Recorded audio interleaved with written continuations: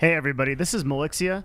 I want to talk about a little game called Moonlighter that I found on Steam, and I can't believe that there isn't more attention and hype around this game. I found it because of the recommended shopping on Steam, and then I looked into it and nobody had heard of it. Moonlighter actually ends up being a really fun game, so I wanted to break it down into a few categories and score it on a rubric to give it a really solid review. So in Moonlighter, you play a shopkeeper who dreams of becoming more than what they are. And you venture out into these dungeons, and the items that you bring back you can put on sale in this little shop that you can customize and that you can upgrade with the money that you earn from the items you put on sale. You can venture into what looks like about 5 dungeons total. Each dungeon gets more difficult as you progress, and then there are upgrade paths for your itemization and for your character that unlock through the series of gameplay elements that you progress through in the game. So let's go to the first scoring rubric, and that's gameplay and technical. These are kind of the controls and design, the performance of the game. I thought that the controls of the game were really intuitive. They're pretty simple. The controls are really easy to learn. You have some basic attack. You have a rolling feature, which kind of gets you through a lot of enemies and kind of solves you a lot of problems in the game, getting over holes and stuff like that. But the controls actually get a little bit more complex because there is a series of different weapons you can use that each have different effects and can create a difference around your character. Just the controls overall I thought were really easy. I think that using an Xbox controller or a PlayStation controller is way easier than the PC, actually. The enemy design is similar to Binding of Isaac. Each enemy kind of has a learnable trait to it where you can sort of figure out how to outplay it. I played the game on very hard, and I found that after a few times of fighting the enemies in the dungeons, I could learn what they were doing, and it was pretty easy to get around them. And I didn't think that very hard was particularly difficult, but you can definitely tell the difference once you start upgrading gear. The game is kind of designed in a sort of MMO way where the better gear allows you to attack and sort of encounter bigger monsters. You can take them on with skill early on, but it becomes vastly easier to do that as you sort of upgrade your character. And going into shopping and pricing, it's pretty straightforward and easy to figure out. When you're in your shop and you're trying to price your items, there's not a lot of variance here, but it is a neat feature of the game, and it sort of creates a contrast that I'll talk about later in the gameplay system. But shopping and pricing is a pretty core element of the game. You'll have to figure out what your items cost, and you'll list them for people to come in and buy them, and then you use that coin to upgrade your character. So overall, on the gameplay and technical score, I think it's an 8 out of 10. I really like it. I think the controls are super good. The enemy design and the levels are really good. I didn't have any performance problems. Everything runs great. It's actually a pretty easy game to run. So overall, an 8 out of 10 there.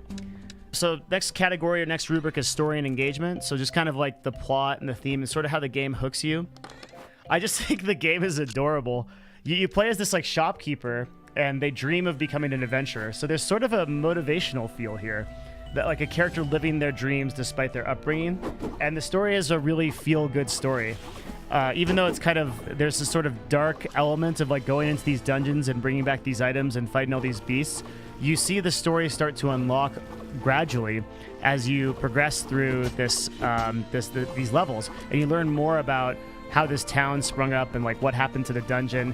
And it's not an engaging story in the sense that you really want to know what happens next, but it's really cute and it just fits in really well with the theme of the game, and I think it's definitely a compliment to it. As far as engaging you, I love the contrast between the heavy combat that you get in the dungeons and the shopping aspect of it, where you spend almost an equal amount of time going through and upgrading your shop, selling your gear, pricing things and figuring out the economy, going through and upgrading your equipment. What keeps you going in this game is progression. The zones aren't really heavily randomized like Binding of Isaac. Since there's no itemization system, the zones are pretty much very similar, so you learn the dungeon layouts pretty quickly, and what keeps you going is this progression to get to the higher level dungeons and get the better gear.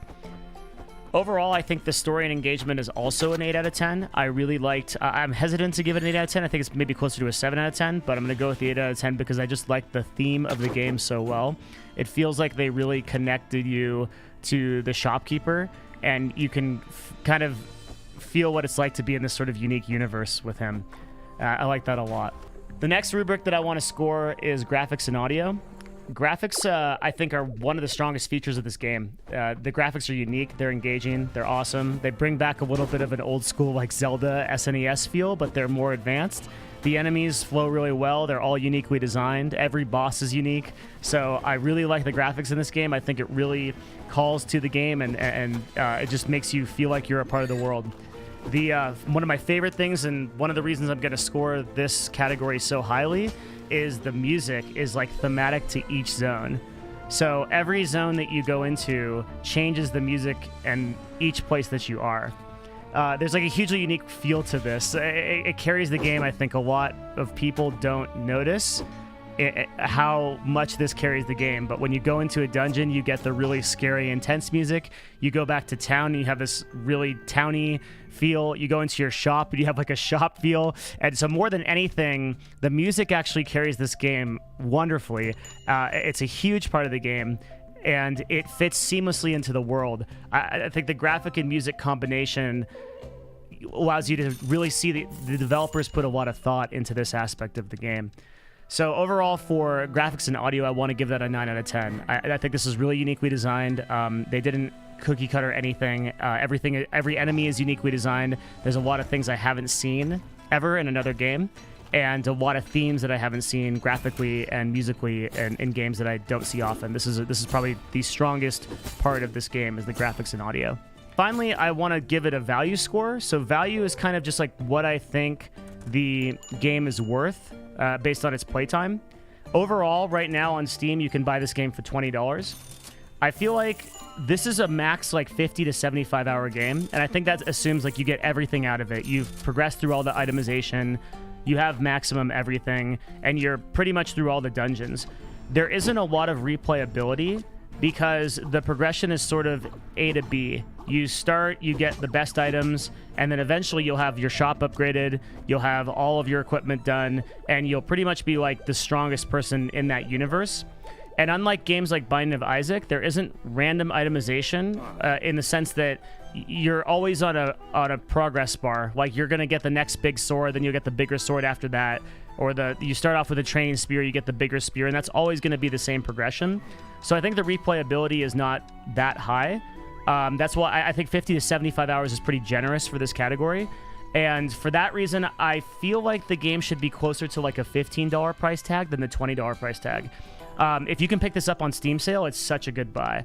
But I think the $20 tag feels a little bit high for me for like what you get out of the game compared to what's out there on Steam right now. So for the value score, I'm actually giving it a 6 out of 10, just because I think that it needs to be that $15 price tag. But again, if you can get it on sale, everything else makes up for that.